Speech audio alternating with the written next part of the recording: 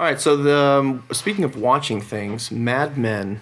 I haven't watched. You haven't watched it? Damn it! I wish you had because I could bounce off you on this one. So we're about 2 seasons in. My wife's completely addicted to it now. It's on Netflix, isn't it? Yeah, it's something that I've not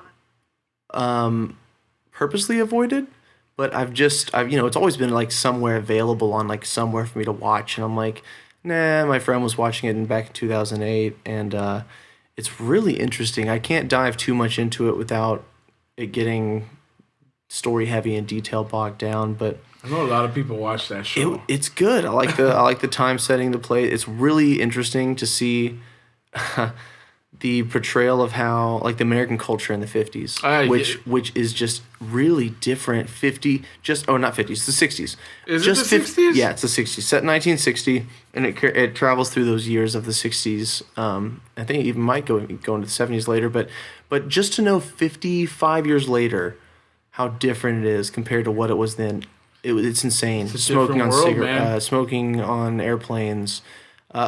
Doctors smoking in exam rooms, of course, the smoking is an obvious point out, but there's all sorts of little things that they put in there that they don't point out. They don't hit you over the head with it, but when you pick it up, you're like, holy crap, like that's wow. I'm glad I'm not in the 50s right now. Yeah, no. See, all I know about the show is that there's a bunch of good-looking people on there, but it's nicely dressed. Oh yeah, and their hairs are always slicked back. There's some beautiful women, and I'm sure for the ladies, some handsome-looking men.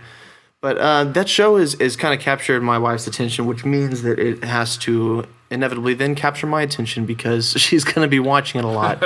So I'm sitting there kind of happy wife, happy life. It's exactly right, Richard. You know what's going down. Okay, so just a shout out to that. I've been enjoying it more than I thought I would. And John Hamm, he's good.